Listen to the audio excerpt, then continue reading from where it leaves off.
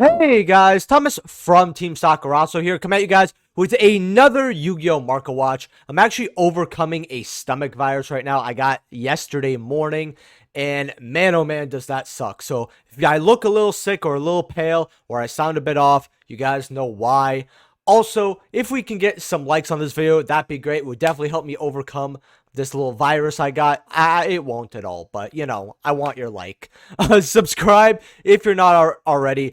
33% people who watched my last video are not subscribed, so hopefully today's day earn your subscription. If you're buying anything off TCG Player, please use my link down in the description below. Helps out the channel to no additional cost to you. Thank you to all my YouTube channel members, and we will be getting a new sponsor quite soon in the next week and a half. I've ordered from them quite a bit, and I think you guys are really going to enjoy it, so look forward to that. And before we get into it, let me know what cards I'm going over next Market Watch, as well as, and I usually don't ask for this, I think I've asked for it one time.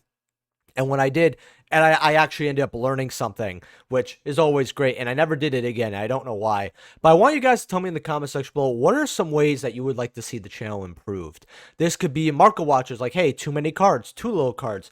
Oh, I missed the 40-minute market watches. Why are your market watches over 15 minutes? I like to hear back from you guys, actually, quite a bit. And it could be anything. Market watches, other videos, etc., etc. I'm not going to say I'm going to be able to fulfill everybody's wants and needs, but I like to improve the channel. I actually do have an update video on the way, so hopefully you guys do enjoy that. And we're going to get right into it. So Fantastical Dragon, Phantasmate, Ultra Rares are still holding around the $8 to $9 mark, actually going up to 10s right over here. This card really hasn't been reprinted since 2021. I mean, whenever links are in the game, this is really good. Lets you reshuffle card on board to link off, and in certain decks and strategies it is searchable, right? With Unchained, especially right now, decks that could search one copy of Phantasmate are really golden. The fact that you can also get away with one of them means instead of trying to play three and having to draw and all that, you could just play the one copy. If you open it, great. If you don't, well, you can just search it, right? In order to keep your deck closer to 40, and that's what's really great about Thanos Dragon right over here. The original Seekers, now I told people Unlimiteds at $10 is just great, right? Original print is always going to be worth money, but if you could get the first sets around 17 to 20, right? Right now, however, these are sky high once we go without photos here. Now, first, we only have 18 listings for lightly played near mid. Not even first set, mind you. 25, then $30 here. Going up to about $35, $37 for your first edition near mints here. We go on the next page here. It does go up to $50, $70. Can it hit this point? I think that some people are holding this card and wanting it to go up. So the second it starts going to 40, 50, you're going to see more and more listings, right? Because a lot of people are smart enough to get hand traps when they're not seeing play, because when they're not seeing play is usually when they're the cheapest that they are, right? And when they start seeing a lot more play, they go to the moon. So yeah, secrets, quite a bit of money here. If you got them while you could, good job. You do have the supers, by the way, here for, you got some cheaper ones unverified for, like, there's a copy there for $2.50, which is pretty good, $5, but about $7 for your supers here. Not bad. Actually, one hand trap I want to check out real quick is Skullmeister. I have not looked at that in a while. Skullmeister, during your player's turn, card is activated in your opponent's graveyard, and it doesn't have to be as long as it's activate in the graveyard. So don't think this card's like, oh, if it's a reborn, if it moves stuff. It just has to be activate in the graveyard, right? You can send this card from your hand to the graveyard to negate that effect, right? Which is really good. Sometimes it can hit cards that Ghost Spell cannot.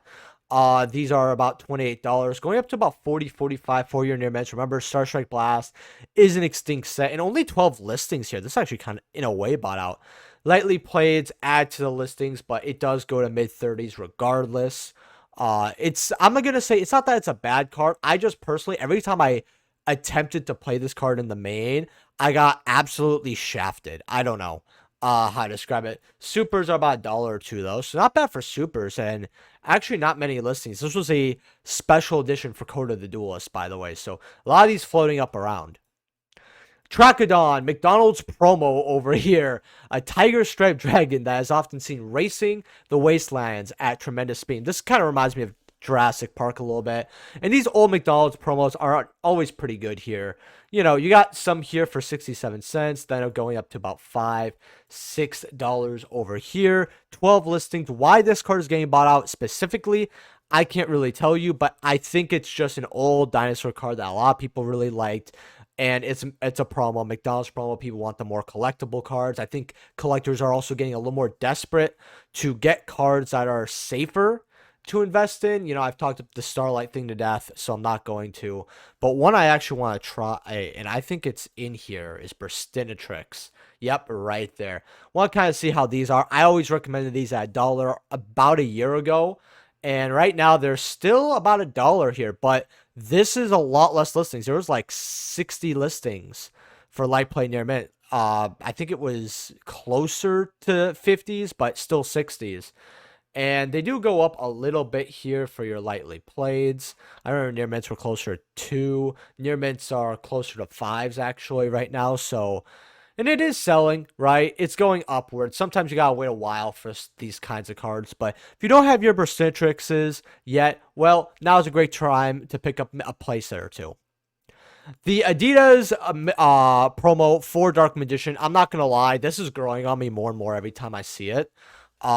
Right now, they're about $169. Huh, funny number. Haha, get it? 69 rounded up. Haha. Anyway, yeah, 160 over here. Can these go up in the future? Absolutely. I think it's a card that collectors are really gonna like. It's also nice that when Yu-Gi-Oh does stuff with companies and it's like, oh, there's a collab, and you could do this kind of like how Pokemon did something with the Happy Meal stuff, and really great, honestly. I personally love seeing stuff like this. I did not get on this on my own. I know how bots are, so I didn't even try. Apparently, you didn't have till 12:01 to get the your Adidas card, which is, you know, unfortunate. Dark Magician, Starlight Rare out of Battles of Chaos. These are about 160, which I would say is quite cheap, actually. You go verified without photos to get rid of those 2 Forns near mints. 15 listings. About 160 going up to 200. While this card is great, and I personally own one because I just love the artwork. I mean, it looks really cool. There's a lot of cards that have Dark Magician and Dark Magician Girl, but for some reason, this is just what takes the cake for me, even though it's quite simple in design when you really look at it. I would say that this is a great Starlight Rare to get. However, you never know if this comes out as a quarter century. So I would say, while this is a great card for the future, it is a risky move. I would definitely also get it if you really do like the card as well. You can get it at this price. If they do reprint it, I know the Starlight is going to retain about 70% of its value, but it could drop to say 120, 110, something like that. Speaking of the Stardust, which got reprinted, I actually want to take a look at this. I saw on my live stream about 581 going up to 600. And someone bought one recently, actually, a little recently. So these, while they did drop, they're still holding a lot of value. And I actually compared my Stardust to the quarter century, and the Stardust and the Starlight Rare does look better and does look different. Looks similar, but you can tell the difference right away. At least if you're used to seeing Starlight Rares, I'm gonna say. The Ultra Dark Magicians here is about $12 for a lightly played, 15 for a near mint. So if you just want your OG copy, it's not bad. But Secret Rare for your collection is usually the way to go, or both. Usually, I get original print, and if I like another version, like let's say it's a Starlight Rare or an Ulti made later on, I'll have the OG and the version I love the most right next to it. $7 here. I already have the Starlight Rare, so I'm not really interested in this. But if I did not have the Starlight Rare, or I chose not to get it for money reasons or whatever reasons, I think this is a pretty cool alternative to have in your collection at the $7-8 mark. Magispector Raccoon Bunbuku. Now, Magispectors are getting a lot of support, and I remember going over this card when it was $2. I'm like, man, I could shoot up to 8 to 10 again, depending on what Pendulum strategies do and all that. And I never thought about Magispector support. Never crossed my mind. 21 going up to 25 for your OGs. Magispector Unicorn Kirin. Now, if this card comes off the list, it's going to shoot right up, and a lot of people are speculating that. It has calmed down a little bit. I was pretty late to some of these buyouts, but this was $6. You got set at $1 here, which is actually really nice. 4s going up to 5s over here. Are they going to bring this card back? I think there is definitely a chance. It's been on the ban list for quite a long time. I don't know if Magic Specters can really keep up with the current format, but although I don't know the full build, what could be incorporated, all that. We're just going to have to wait and see. But if Konami brings this back, there is a chance they reprint this. And if they do, most likely it's going to be a holo. I actually think if they do bring this back, something really cool that they can do is make this a super in OTS. It would be an upgrade and it would really, work out. People don't have to wait for the next holo set per se. But whatever way they reprinted, it would be pretty good. Now, if you do want to play Magic Spectre and you're wondering, should I pick this card up? Well, if you don't already have your copies, you could get one copy because they're probably going to bring it to one. I don't see them going up to three. You got ones for dollars here. McDonald's money, right? But if you really are on the fence, I would make your decision soon because if they bring this back, card's going to shoot up to the moon.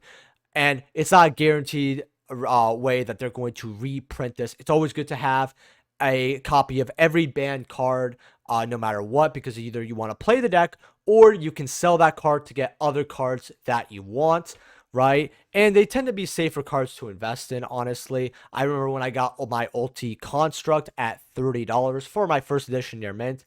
And when it came off the list, which I was super happy about because I remember being super angry when I saw Shaddoll Construct banned. I actually don't think I've ever been more mad at a ban list since that one 2019 list where we got like Global banned and they were like preparing for Hulk. This was beginning 2020 or like late 2019, one of the two. A horrible list, but Contra came back and it hit $100 something, and I was super happy because not only do I have the card I love and it went up, but I have my copy to play, and I still have that copy of Construct to that day. Which, let's look at something fun here before we get into more of these buyouts here. Ulti Constructs, I think they're back to 30, aren't they? Unlimiteds are back to 30. What are first editions back to? 37, 45, 47 here. Not bad for your Ulti Constructs, honestly. I know OGs are actually quite cheap. They're like $2. Yeah.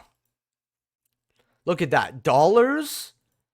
You literally cannot go wrong with getting an Ultra First Ed Construct for $1. Ronin Totem, super rare. Now, we covered this when it was $2 to $5 here. I told people to get it because it was the cheapest I've ever seen it. And it looks like a lot of people were like, yeah, this is the gold mine Saki comes up with once in a blue moon. Because, hey, you got some copies here at 5. And there were quite a bit of copies at 2 to 5. Not a crazy amount. There was no wall. But bottoms out at $12 here. And that's for lightly played. If you want a near mint, how much do near mints are off? 12? Now, this is the price I'm used to seeing for Ronin Totem. They're not going to reprint this card as a holo unless they bring it back. And I'm going to be honest, I really did not agree with the way they handled Sprite through the format. I think that Sprite is a very strong deck.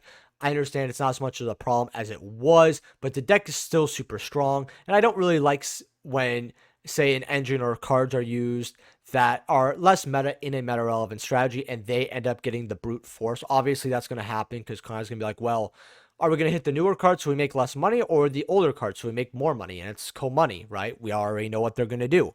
So this card will eventually come back, I think. Temple of the Skulls. Now, I actually really like this as a vanilla. I do not have my copy personally, but this is bought out. I don't have any filters, just $1. And there's one copy left. So if you want your a OTS vanilla before it's bought out, here you go. Gravekeeper's Spy. This is something very interesting someone brought to my attention. $5 for lightly played right here, and then near mints are $9. And there's only 13 listings. And this is for OG commons. Now, I don't think unless you have, it's very hard to find one of these older OGDM era cards in near mint condition. I feel like you're going to get VLP if you're very lucky, or light play, unless we're talking about PSA cards, just because of the way they age. You know what I mean? Maybe you got a sealed pack of this and you decide to open it for a first edition Spy, and you end up getting it. I believe this was also short print for on Guardian as well. Secret rares, though, are a lot cheaper here. Near mints and light plays are about, well, not a lot cheaper, but $7.50, $8, $9. So I actually personally really like the secret rare a lot more, but some people do want the OG copy. And it's very cool seeing a legendary collection for Joey's World Secret, which people always like these cards. They think they look really cool, which I might do a legendary collection market watch. I think that'd be pretty cool. I haven't done an OTS market watch in a long time either. those are usually like 40, 50 minutes. So let me know if you guys want me to go over one of those. But yeah, $8 to $9 for that. Sign It Mining Secret Rares. I want to see how much of these are. Well, it looks like they went back down and the hype has died. You want an unlimited secret, $8. Honestly, I would just get the secret. You're spending like $2 to $4 for reprints anyway. You might as well just get a secret at $8. First editions here are, you got a light play here at 9, then near mints are about 15, 16 bucks. Going up to 25. That's actually really good. Treeborn Frog here, ultimate rare. I actually want to look at all copies of this. So, mod play starts at 50, 60, and then you got near mint for $78 here. Wow. Let's see what near mint and lightly played is for this card. $100. First eds are about 150. That's not too terrible. I mean, it is a bit of an arm and leg if you want near mints, but I think you'd be happy with lightly played. I mean, this is used in quite a few decks like Frogs and Monarchs, which Monarchs was really cool because while they were never a deck till Treeborn Frog, and it was always really an interesting strategy. I don't like what Monarchs became later on, but I do have a love for older Monarchs like with Treeborn Frog, always will. Twin Twisters. Now, this is an ulti that has Crash Hard. You discard one card and target up to 2 Spark Traps on the field, and you destroy them.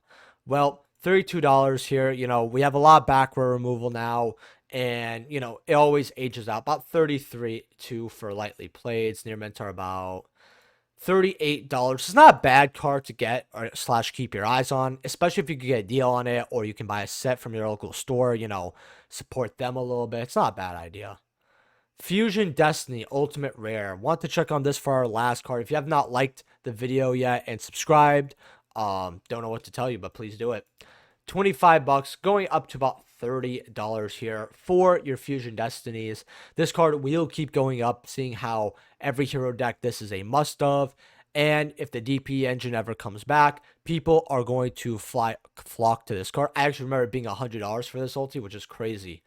The rest of OTS 18, I actually want to take a look at this. You got your Ecclesias here at about 21, going up to 25, way better than the $15 it was, with 35 listings, which isn't a crazy amount, honestly. And then you have, what's Zeus at? Zeus, beautiful, 29 listings, so this is actually going right back up. $41, going up to $46, $47 for your ultis. 35 was way too cheap. I personally think that 45, 46 is still kind of cheap. I think this card could slowly creep its way back up to 70, 80. And they do sell often, so this is a beloved ulti. How people have not targeted this for buyouts, I don't know. Maybe the Core Century put the nail in the coffin for this card.